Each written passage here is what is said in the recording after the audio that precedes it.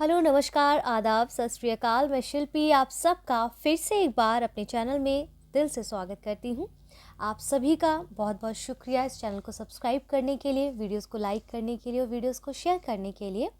आप सबको इन्फॉर्मेशन देना चाहती हूँ कि सुबह जो 6 बजे वाली क्लासेस आती थी जिसमें हम करंट अफेयर्स क्विज को देखते थे, वो हमने 1 ईयर का कंप्लीट कर लिया है। उसकी जगह पे अब हम मंथली, ध्यान दीजिएगा, मंथली करंट अफेयर्स क्विज को लेकर आएंगे लास्ट 8 मंथ्स और 9th मंथ्स का। तो उसमें क्या है, आप और ब्रॉड स्तर पर चीज़ों को और कवर कर पाएंगे ताकि आपके जो भी एग्जाम्स आप 2024 में देने वाले हैं वो आपके लिए बहुत बहुत हेल्पफुल होगा। ट्रस्ट मी, उसमें बताएंगे कि कैसे यूपीएससी का पैटर्न आपका रहने वाला है, उसके क्वेश्चंस की प्रकृति क्या होती है। प्लस अगर हम यूपीपीएससी के प्रश्नों की बात करें उसमें करंट अफेयर्स की, तो उसमें भी कैसे क्वेश्चंस का नेचर रहता है, उन सबको ध्यान में रखते हुए उस सीरीज़ को लाया जा रहा है। कब से स्टार्ट हो रहा है? 1 जनवरी से। इसके टाइमिंग्स मैं आपको बता दूंगी, मोस्ट प्रॉब्ली सुबह 6 या 7 बजे ही होगा, बाकी मैं आपको 1-2 दिन पहले अपडेट कर दूंगी। तो ये क्लासेस देखना बिल्कुल ना भूलें, बहुत इंपॉर्टेंट होने वाली है। फिलहाल यहाँ पर हम देखते हैं आज के अगर लेक्चर की बात करें तो एंशिएंट हिस्ट्री क्विज को हम देख रहे हैं, जो आपका सुबह 10 बजे मंडे टू सैटरडे आता है। इसको देखना ना भूलें। ये लेक्चर 18 है, इसके PDF इत्यादि आपको मेरे टेलीग्राम चैनल पर उपलब्ध हो गए हैं, तो प्लीज़ इसे ज्वाइन कर लीजिए ताकि कोई भी क्वेरी हो, कोई भी प्रश्न हो, आप मुझे यहाँ पर फॉलो करके पूछ सकते हैं एनी टाइम। ठीक है, आइए आगे बढ़ते हैं। आज का पहला प्रश्न कहता है, अणुवृत्त सिद्धांत का प्रतिपादन किया था महायान बौद्ध संप्रदाय ने, हीनयान बौद्ध संप्रदाय ने, जैन धर्म में लोकायत शाखा ने। देखिए, हमने अभी तक क्या है, जैन धर्म के जो है सीरीज को जो प्रश्न है उनको समझ रहे हैं कि कैसे प्रश्न पूछे जाएंगे। तो जैन धर्म में पंच महाव्रत है, जैसे अहिंसा, सत्य, ब्रह्मचर्य, अस्तेय, अपरिग्रह, इनकी व्यवस्था की गई है। जैन धर्म में गृहस्थों के लिए पंच महाव्रत अणुव्रत के रूप में व्यवहृत हुआ है। ठीक है, लेकिन क्योंकि संसार में रहते हुए इन महाव्रतों का पूर्णतः पालन करना संभव नहीं है, इसीलिए आंशिक रूप से इन अणुव्रत के पालन के लिए बोला गया है, जैसे अहिंसा अणुव्रत, सत्याणुव्रत, अस्त्याणुव्रत और ठीक है, ब्रह्मचर्याणुव्रत और अपरिग्रहाणुव्रत। ठीक है, अब यहाँ कहने का तात्पर्य जो अणुव्रत सिद्धांत है वो किसका है, तो जैन धर्म से संबंधित है। अभी हमने समझाया, क्लियर है। आगे बढ़ते हैं। स्यादवाद सिद्धांत है लोकायत धर्म का, शैव धर्म का, जैव धर्म का या फिर जैन धर्म का या फिर वैष्णव धर्म का।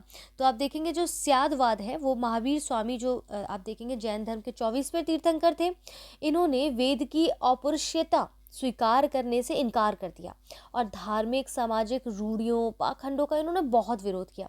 इन्होंने क्या किया कि आत्मवादियों और नास्तिकों के एकांतिक मतों को छोड़कर बीच का मार्ग अपनाया, जिसे अनेकांतवाद या फिर स्यादवाद कहा गया। क्या कहा गया? अनेकांतवाद या फिर स्यादवाद कहा गया।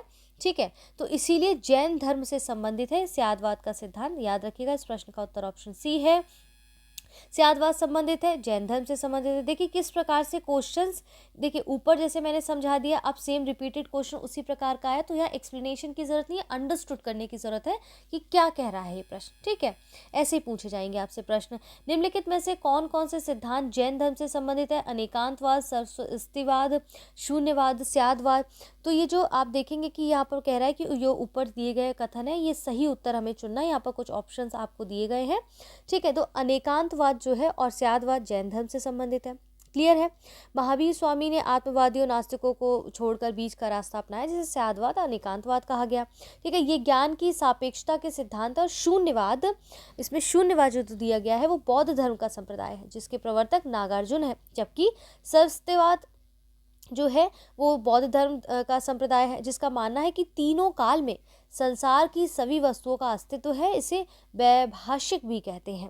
कहने का तात्पर्य है कि जैन धर्म से संबंधित जो ऑप्शंस यहाँ पर दिए गए वो कौन कौन से, वो पहला और चौथा है, अनेकांतवाद और स्यादवाद है। अनेकांतवाद और स्यादवाद वही है, बीच के मार्ग की बात करते हैं। Option A is correct answer, ध्यान रहेगा। आगे बढ़ते हैं। जैन दर्शन के अनुसार सृष्टि की रचना एवं पालन पोषण सार्वभौमिक विधान से हुआ है, सार्वभौमिक सत्य से हुआ है, सार्वभौमिक आस्था से हुआ है, सार्वभौमिक आत्मा से हुआ है। तो जो जैन धर्म के अनुसार सृष्टि की जो रचना है वो सार्वभौमिक विधान से हुआ है। जैन धर्म कहता है कि सभी विश्व जीव और अजीव नामक 2 नित्य और स्वतंत्र तत्वों से मिलकर बना है। जीव चेतन तत्व है, जबकि अजीव अचेतन जड़ तत्व है।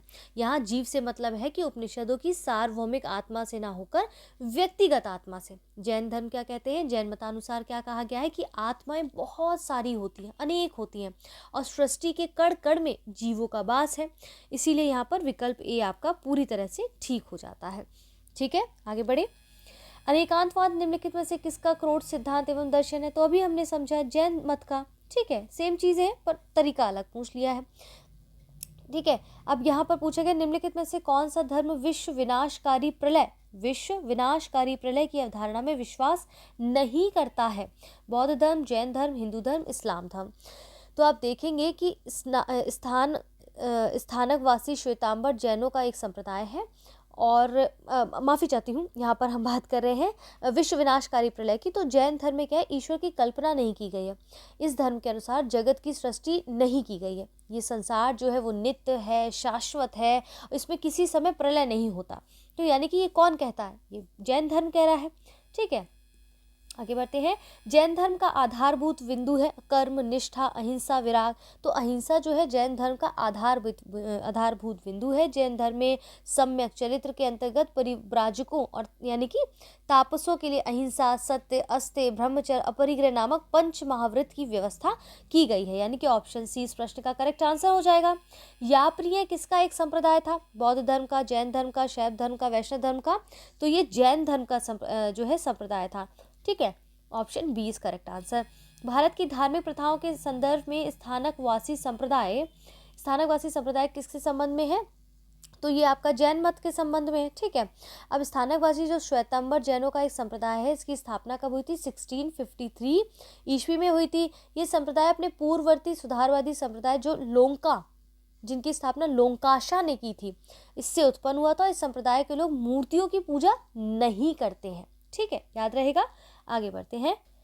देखिए अगला प्रश्न क्या कहता है, निम्नलिखित में से कौन सबसे पूर्वकालिक जैन ग्रंथ कहलाता है? 12 अंग, 12 उपांग, 14 पूर्व, 14 उपपूर्व। तो ये देखिए 14 जो पूर्व है वो प्राचीनतम जैन ग्रंथ है और अंतिम नंद राजा के समय में संभूत, विजय और भद्रबाहु जैन संघ के अध्यक्ष थे और यही महावीर द्वारा प्रदत्त 14 पूर्वों के विषय में जानने वाले अंतिम व्यक्ति भी थे। तो इस प्रश्न का उत्तर ऑप्शन सी हो जाएगा। आगे बढ़ते हैं। प्रारंभिक जैन साहित्य निम्नलिखित में से किस भाषा में लिखे गए हैं? अर्धमागधी, पाली, प्राकृत, संस्कृत। तो ये सभी जो है प्राय आप देखेंगे कि प्रारंभिक धार्मिक जैन साहित्य प्राकृत भाषा में विशिष्ट शाखा मागधी भाषा में लिखे गए हैं और इसके 12 अंग अर्धमागधी में ही है।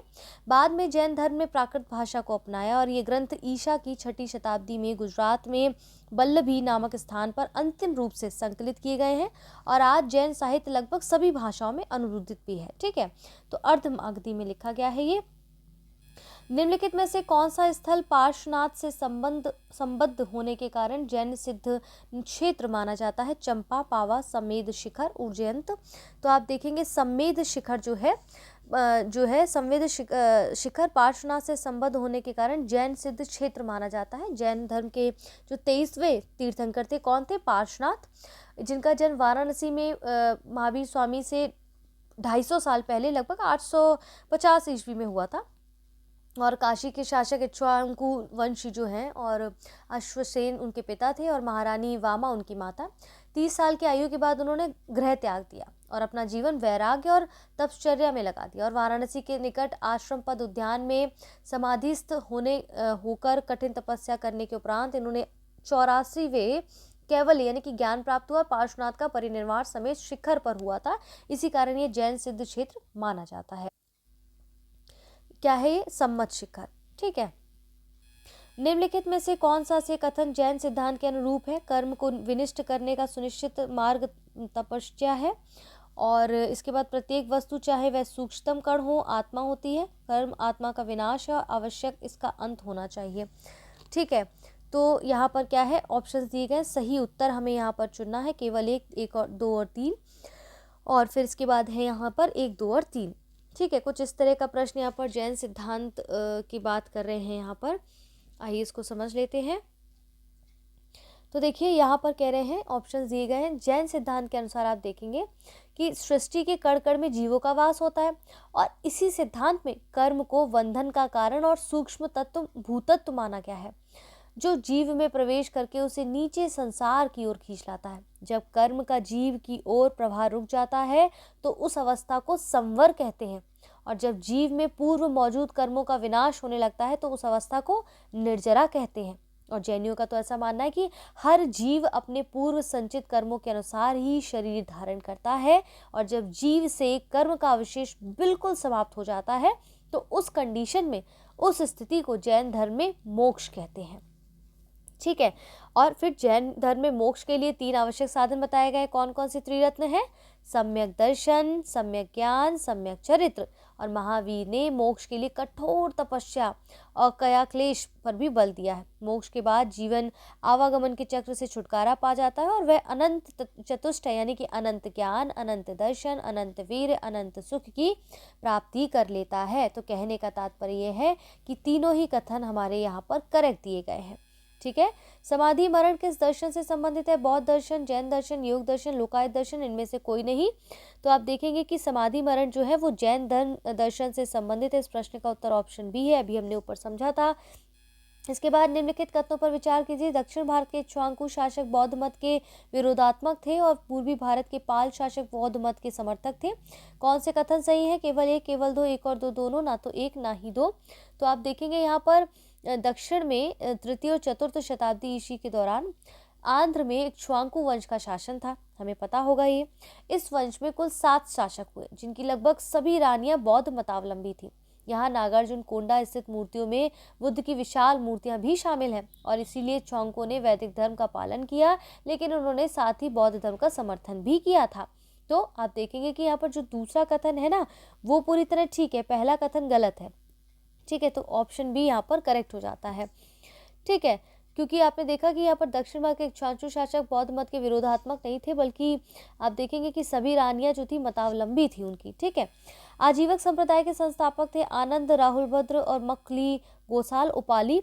तो मखली गोसाल जो है आजीवक संप्रदाय के संस्थापक थे, और ये मखली गोसाल जो है प्रारंभ में महावीर के शिष्य हुआ करते थे, लेकिन बाद में क्या हुआ कि मतभेद के चलते इन्होंने महावीर की शिष्यता त्याग दी और इन्हें आजीवक संप्रदाय का वास्तविक संस्थापक भी माना जाता है। इनका मत है कि नियतिवाद कहा जाता है, इनका मत नियतिवाद कहा जाता है, जिसके अनुसार संसार की हर वस्तु भाग्य के द्वारा और पूर्व नियंत्रित संचालित होती है। ठीक है, निम्नलिखित में से किसने प्रतिपादित किया कि भाग्य ही सब कुछ निर्धारित करता है, मनुष्य असमर्थ होता है? जैनियों ने, आजीवकों ने, बौद्धों ने, मीमांसकों ने? तो अभी हमने समझा कि जो है ये जैनियों से जो अलग हुए मखली गोसाल जो है, जो उनके शिष्य थे, जब वो उनसे मतभेद हुए, अलग हुए, तो उन्होंने आजीवक संप्रदाय का संस्थापक उनको माना गया और नियतवाद की ये बात करते हैं। तो ये जो बात की जा रही है, ये किसकी बात की? आजीवक संप्रदाय ने कहा है कि मनुष्य जो है भाग्य पर ही सब कुछ निर्धारित होता है। ये इनका मत है, जैनियों का नहीं है, ध्यान रखिएगा। संप्रदाय जो नियति की अटलता में विश्वास करता है, जैन, आजीवक, चारवाक, बौद्ध। तो संप्रदाय जो नियति की अटलता में विश्वास करता है, यहाँ ऑप्शंस दिए गए हैं आपको, तो ऑप्शन यहाँ पर बी हो जाएगा, आजीवक संप्रदाय। अभी हमने समझाया क्यों, स्पष्ट हो गया है यहाँ तक। तो फिलहाल के लिए आज की इस वीडियो को हम यहाँ पर समाप्त करते हैं। अपना ध्यान रखें, अपनों का ध्यान रखें, निरंतर हमारे साथ बने रहें, और वीडियोस को प्लीज़ लाइक करना ना भूलें, चैनल को सब्सक्राइब करना बिल्कुल ना भूलें। और अभी तक आपने अगर वीडियोस को शेयर करना नहीं शुरू किया है, प्लीज़ अपने सोशल मीडिया हैंडल्स पर इनको शेयर करिए, क्योंकि बहुत मेहनत लगती है इन वीडियोस को बनाने में। अगर आपका सपोर्ट नहीं मिलेगा तो ये सब धाराशायी हो जाएगा, और आपके लिए ही यहाँ पर हर चीज़ फ्री ऑफ कॉस्ट रखी गई है, ताकि आप मेहनत करें, आगे बढ़ें। हमारा थोड़ा भी अगर उसमें योगदान हो जाता है तो हमारे लिए बड़े हर्षोल्लास की बात होगी। तो फिलहाल के लिए आज की इस वीडियो में इतना ही। जल्द मिलेंगे एक और नई वीडियो के साथ, तब तक के लिए धन्यवाद।